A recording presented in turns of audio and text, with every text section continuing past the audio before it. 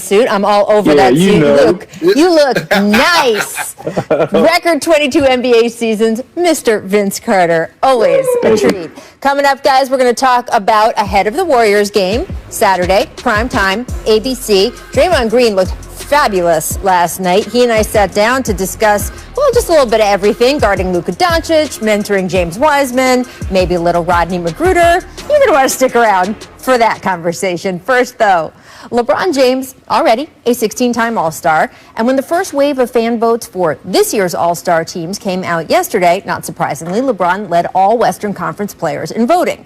Which matters because according to a league memo shared with teams and obtained by Adrian Wojnarowski, the NBA and the Players Association are expected by next week to have finalized an agreement for not just picking all-star teams, which the league was always expected to do, right? You need those for contracts and everything else, but hold an actual all-star game on March 7th in Atlanta. Per the memo, the single-night event will encompass the game as well as the skills competitions, and so LeBron was asked about all this last night. And LeBron was not pleased last night. Take a listen. I have zero energy and zero excitement about an all-star game this year. I don't even understand why we're having an all-star game. But it's the agreement that the Players Association and the league came about. Short off season for myself and my teammates was 71 days. And then coming to this season, we were told that we were not having an all-star game. So we had a nice little break. 5 days from the 5th through the 10th, an opportunity for me to kind of recalibrate for the second half of the season, my teammates as well, some of the guys in the league, and then they throw an all-star game on us like this and just breaks that all the way up. So pretty much kind of a slap in the face. We're also still dealing with a pandemic. We're still dealing with everything that's been going on, and we're going to bring the whole league into one city that's open.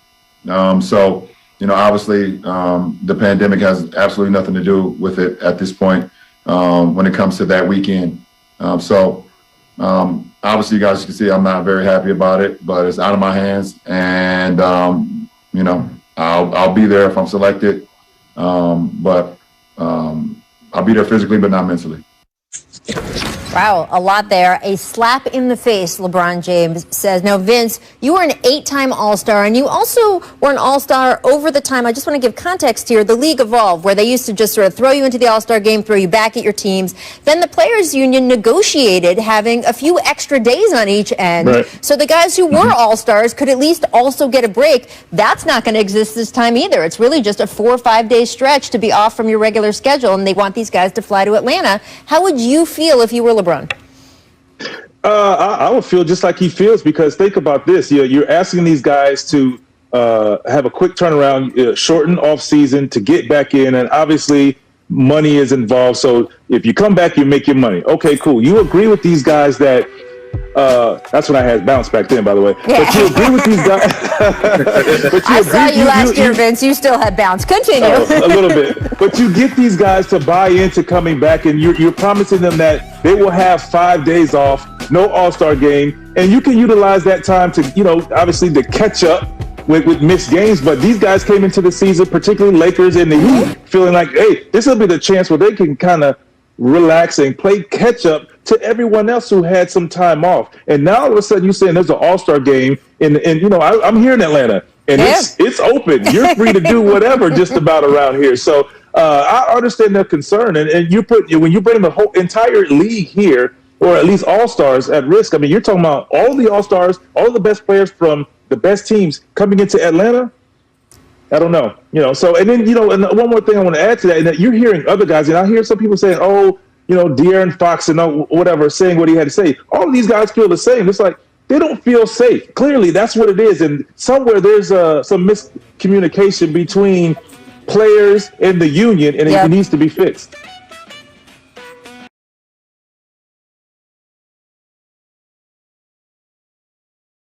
Well, absolutely. And one word comes to mind with me, and it's the word trust. The word trust, because the players trusted the NBA and the Players Association word when they gave it to them before the start of the season, when they told them that it wasn't going to be an All-Star game or All-Star weekend.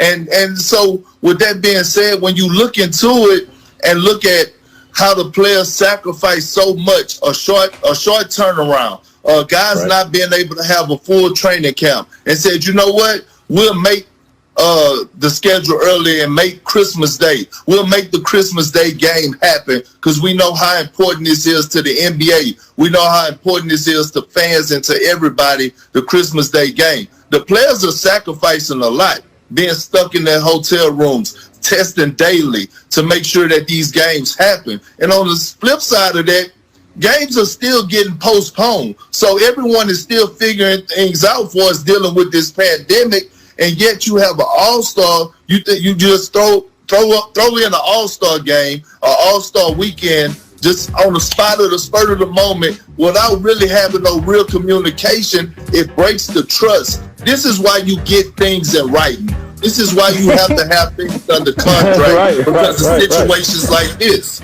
You know what, Perk? I've learned that even when you get something in writing, that doesn't always mean anything. Yeah, this is a fact too. That's a fact too. But I want to add one more thing. And you know, you want your product, the NBA product, to be at its best on the second part of the season because that's leading into the playoffs and in the playoffs. So you want these guys to get as much rest as possible so you have your best player and your best product on the floor to show the world, especially being like it is now. You don't have a lot of fans. So the basketball, Perk, you would agree, has been very competitive and very good. Yeah. So don't mess with that. Don't mess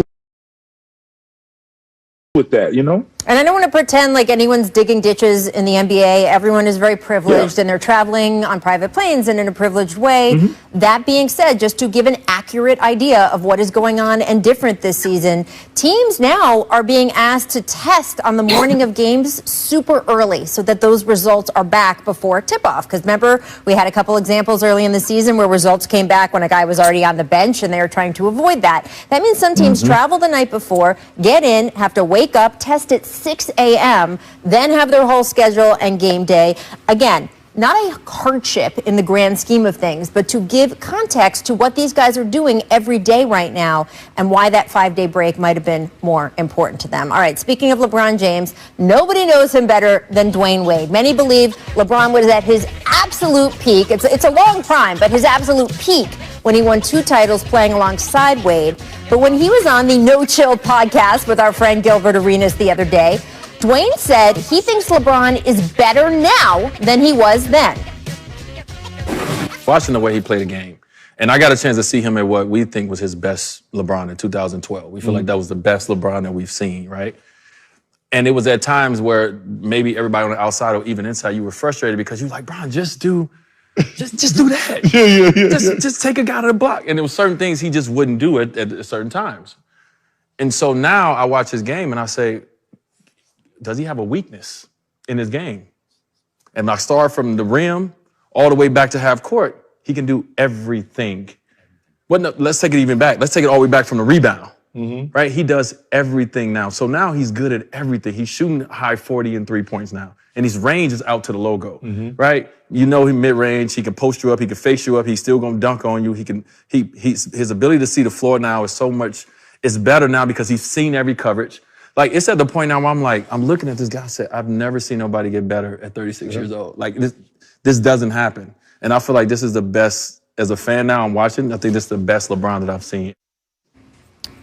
First of all, shout out to Gilbert's couch there. I don't know if it's velvet, fine Corinthian leather. It's lovely. I think Draymond Green might agree with Wade, though. Just last night, he tweeted, yo, why is King James still getting better? How? Perk, do you agree with Dwayne saying LeBron is at his best right now as opposed to, say, that 2013 season when everyone thought, okay, this is the best a human can be playing basketball? Yes. Yes. And look, here's the thing, Rachel. I sit back and I watch a lot of basketball and I watch the Lakers and I'm looking at LeBron and I'm saying, when is Father Time going to catch up with him? When is he going to start to decline athletically? And when is he going to take a back seat to Anthony Davis? Well, guess what? I thought he was going to come into this season and have a lot of load management. He haven't even missed a game. And on top of all that, he's playing at an MVP level, and his game has gotten even better. So that goes to show me in the offseason that LeBron James is not wasting his time or no one else's time, that he's actually a true student of the game. When you watch a guy that make pinpoint passes, knows his personnel, knows who he's playing with, when you watch him deliver a corner pass, cross-court pass to KCP, Caldwell Pope, and Caldwell Pope don't have to dip to catch it or reach up high to catch it. It's in his shooting pocket. It's a phenomenal thing to see. And now we're seeing a LeBron James read defenses offensively and saying, okay, you gonna give me this three? I've been working on this. I'm gonna get to my spots. I know that I could take 7 jabs to get my rhythm. And watching him do this at the age of 36 in year 18 is just a beautiful thing to watch because I'm jealous. Me and LeBron are the same age, and here I am starting my second career in life, and he's still going strong. Hey, and I want to add to that is that, not only is he shooting a three, better and with confidence, they're fadeaway threes, they're step back threes. You don't go from okay, or, give him the three to okay shooter to a pretty good shooter to shooting step back threes and have to guard that from a player who didn't. I mean, he's shooting this like he's been doing this since he walked into the league, and it's great to see. And I agree with you guys. Like he has gotten better, and the game comes easy to him, and he has studied the game, and you don't see him running downhill like the night train anymore. Right. But he's still as effective because when he wants to, he does it. Well, and he doesn't have to. Like you said, he's figured out the nuances of the game and how can I still be me and be the greatest, in the game right now, and do it. And it's just amazing. No, it's fascinating to me, Vince, because yes, his prime is extended. Yes, he is a little bit of a different player, but this idea of him getting better. Vince, you played against him when he was in Miami. You played against him when he was with the Lakers. You're one of the few people to have done the full span. In fact, you played against him when he was a rookie. You're one of the few people to do the full span. Is he better now? Is he better? Not just as good, but better. He's better. I mean, because he can do all things at every level. D-Wade said he can score in the paint, in the mid post, free throw line, 3-point line. As a rookie in his first couple of years, yeah, he'll hit a couple of threes. But we all said, Perk, you would agree with this. Back up, make him shoot it. You don't want him to get downhill. You don't want to see him to see an open paint. Now, if he sees an open paint, or if he sees that he has a step back three, he can take that. So now, how do you guard him?